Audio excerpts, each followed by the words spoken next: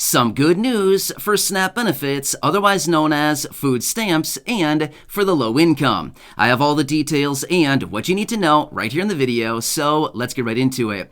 Alright, just like I've been saying so many times in previous videos, we need to watch everything very, very closely right now because things are changing very rapidly. We also need to listen very closely to what is being said. Well, at the same time, we also need to listen very closely to what is not being said. So in this video, I want to talk about a deadline that just passed on by that is actually a good thing for the low income and of course SNAP beneficiaries. Let's get into it and talk about all the details. However, really quickly before we do, thank you so much for joining me. If you're new here or if you haven't done so yet, please make sure to subscribe by hitting the button right down below the video, as it's totally free to do so. And because I am your one and only daily advocate, I'm doing all the research literally all day, every single day, watching everything closely, especially all these announcements and any new information that is hitting the wire every single day, breaking all that information down into these short videos, which I deliver a couple times throughout the day so you can stay updated with what is actually going on right now and how it's going to impact you, your money, your benefits, your lifestyle, your bank account, and basically everything else going on right now, including all these announcements coming out of the administration, the president, lawmakers, Congress, and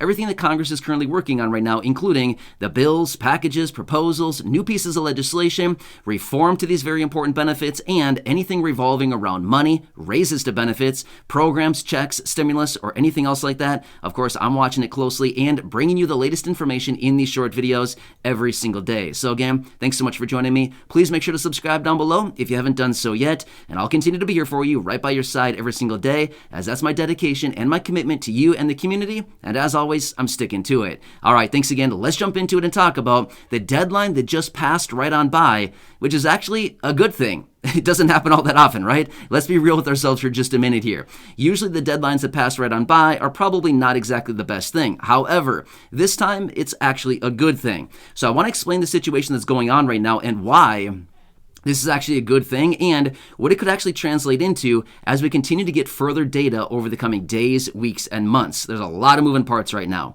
All right, so just a few days ago was going to be the deadline in which we were supposed to be getting an announcement out of the Department of Health and Human Services in regards to the cancellation of the Public Health Emergency Declaration. Now, here's the thing. About a month ago, in fact, it was a little more than a month ago, they extended it out for another 90 days, out until October 13th. Is the new expiration date. However, along with that extension, they continue to tell us that they're going to give us a 60-day notice prior to the cancellation or the expiration of the Public Health Emergency Declaration. However, guess what?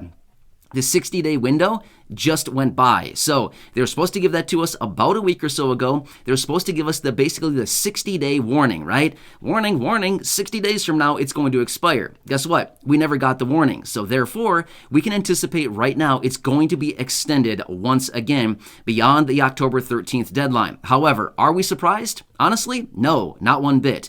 Here's why. I called this way back about a month and a half ago. I've been saying this the whole time for many, many months now. I am not shocked one bit that they're not going to let it expire or they're going to cancel it on October 13th. Here's why. That's about 3 weeks before the midterm elections. Do you think they're going to let anything expire between now and the midterm elections? The answer to that is no. It's a big old no. So they're likely going to extend this out probably until probably mid-December, maybe even the end of the year. I would anticipate yet again when October 13th comes around and that deadline is coming near. So now why is this a good thing for fixed income beneficiaries, the low income, and of course SNAP beneficiaries? Here's what it comes down to. The Public Health Emergency Declaration was put in place way back in the end of January 2020. Yes, over 2.5 years ago, this was put in place. It's still been going on. Every time it comes up for expiration, they say, just kidding, we're going to extend it out another 90 days, something like that. And they continue to do this. It's not such a bad thing at all. Especially with everything we've been seeing lately, coming out where the doctors and analysts and everybody talking about this are suggesting that we're likely going to see another COVID tsunami, is what they're calling it, sometime this fall and early winter. And again, I don't really know if that's going to happen or not. I'm not the doctor. I'm not the people watching all this stuff. Again, I'm leaving it up to them to watch it for us. But again, I'm just translating the information. However, why this is a good thing for the low income and, of course, SNAP beneficiaries is because as a result of the public health emergency declaration being in place, this allows the states to send out that extra allotment for SNAP benefits going out to about 20 states right now. If you're in one of those 20 states right now that's receiving it, again, it's give or take a couple states. I don't know the exact number at this given moment right now. I would have to look it up again. But the last time I looked it up, I believe it was like 22 states that are still sending out these extra allotment on an ongoing monthly basis for SNAP beneficiaries. That means you're getting the extra money. So I know that a lot of states out there right now have already stopped it. I know it's not a good situation, but the fact of the matter is some states are still sending this out, and that's a good thing. This is all as a result of the public health emergency declaration being in place. As soon as this is allowed to expire, all the states must stop that immediately. It has to be stopped, okay? They cannot send it out, the extra allotment for SNAP benefits. They cannot send those out any longer once the public health emergency declaration has been canceled and or allowed to expire by the Department of Health and Human Services. So that's number one, why it is very good. Now, let me throw down a couple more things here because this is, again, something else that I'm watching very closely right now. We are right now, and again, I don't want to instill fear in anybody. I'm just simply telling you what is really going on. And in fact, if you've been watching some of the videos recently, you've been seeing me talk about all this stuff recently as well. We are basically on the precipice of this United States economy basically falling off a cliff into a major, major collapse, okay? And again, I'm not saying this to be like, oh, watch out, the sky is falling. I'm just letting you know. This is all over the place right now. In fact, we've been seeing some really alarming and kind of some really scary numbers coming out when it comes to the housing market recently. Now, here's the thing. Remember back to 2007, 2008, and 2009. What happened then? The housing market fell off a cliff and it took down everything in its path. You remember that? Well, that was what happened back in 2008, 2009, the really deep recession that we went into during that time. Well, guess what?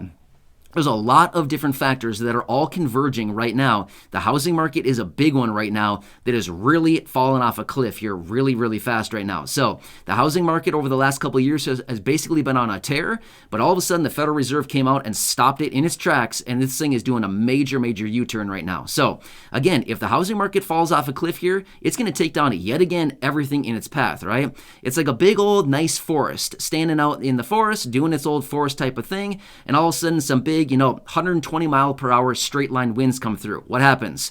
The woods gets flattened, right? The whole forest gets flattened, right? Seen it, the things like this actually do happen. So kind of a scary situation, but it's kind of the same thing with the housing market and basically so many other factors that are going on right now. Any one of these could take down a lot of things in its path, right? Just like some really strong straight line winds, just like the analogy I just gave you a second ago, right? So this is why we've got to watch all this very closely. Another thing too, with all this being said, in the event that we do see a major economic contraction, the public health emergency declaration that's already in place right now as a result of COVID, which, quick side note, there's also another public health emergency declaration in place right now because of monkeypox. So yeah, there's two of them that are in place right now. The one for COVID's been around for about, over 2.5 years now. The one for monkeypox has been around for maybe coming up on a month now, maybe 3 weeks or a month or so. I don't remember the exact date that they did it, but I just had a video out talking about it. I don't know, a couple weeks ago I talked about it, so I don't even think it's been a month yet that that's been in place. But there's two of them now that are in place because of these viruses going around, right? So here's the thing. In the event that we do see another major surge of COVID this coming fall or this coming winter, and again, I just hope everybody stays safe at the end of the day, and that, we're all staying healthy, things like that. But if this does actually happen, considering the public health emergency declaration is already in place, we wouldn't need to go through the process of reinstating it at that time. So this allows the governments, state and federal, to do all these different like provisions and things like this, right? They have special privileges with this public health emergency declaration in place. If it were not in place, they wouldn't have all these extra privileges to do different things. So since it's already in place and they're going to extend it out yet again, mark my word on this, they will extend it out yet again after and above and beyond October 13th, the expiration date as of right now. So with all this being in place right now, in the event that COVID does spread pretty dramatically yet again, It's already going to be in place. Therefore, the privileges that they have available to them are basically already there, right? It's kind of a good thing. So it's almost like being a little bit proactive, even though realistically, the public health emergency declaration has been in place for so long right now, we can't really call it proactive. But in the event that something actually does happen going forward through the rest of this year, then it's already in place. Boom, got it. And they can already have all these extra privileges and all these other things that they can start doing right away as a result of that being in place. So not such a bad thing. At this point, it doesn't really matter. I mean, here's the thing. Whether we say that it should have been expired, a year ago, or whether it should be expired in a year from now, the fact of the matter is, it doesn't really matter. It's already in place, so why not just keep extending it? And that's exactly what they're probably going to continue doing, considering we just blew right on by the deadline a few days ago to actually cancel it if they were going to on October 13th. Now, don't get me wrong, to be totally fair, yes, they could come forward any day now if they wanted to and say, hey, just kidding, it's actually going to expire on October 21st or October 31st, something like that. If they gave us that 60-day notice, they could still absolutely do it 100%. Not a problem. But I don't anticipate them to do that at all. There's no way that they're going to allow this to expire a week or 2 weeks before the midterm elections. Not happening. It's just not going to happen. I can almost guarantee it. It's not going to happen. Of course, I don't know anything as far as if it's going to happen for sure or not, but I'm just saying there's almost certainty that it will not be allowed to expire on October 13th. There's just no way right before the midterm elections they're going to allow that to happen. So again, a few different things that are taking shape right now, and this is probably a good thing that this is going to be extended out yet again, and that the deadline that just came by actually passed right on by with no word out of the administration talking about the cancellation and or expiration of the public health emergency declaration. So not such a bad thing, right? So again, there's a lot of different things that are happening right now. And again, I know that a lot of you here in the community are wondering, when are we going to get extra money, benefits, checks, things like this? Here's the thing. I've talked about this before in other updated videos. I've been saying this for a long time. There's a lot of different things that are converging right now. And again, when it comes down to the economy, there's a lot of things that are happening, but the fact of the matter is, it takes a long time for this whole thing to kind of take shape, right? The economy is a huge, pretty much like oiled machine, right? If any part of this machine kind of breaks down, like I've used the analogy in previous videos, if any part of this machine breaks down, it's going to take down the whole engine, right? That's essentially what the economy is right now. It's a big, big thing. It takes a long time for these big problems like this to work themselves out. But when they do, it's not pretty, right? We've seen it all happen before. We've lived through situations like this before. For example, early 2020, when COVID shut everything down. 2008, 2009, the major deep recession we went through then. 2000, the dot-com bubble that popped and took everything down with it. I mean, seriously, the 1989 crash, there's tons and tons of crashes that we've talked about before. There's been a lot of them in our history, and there will certainly be more to come as well. We just got to be prepared and continue to watch for what is actually coming. So with this deadline that just passed on by, probably not such a bad thing that we went right on by it with no announcements out of the administration. This is probably one of the good deadlines that they passed right on by with no word. Not bad, right? So either way, as I do get more details on anything right now,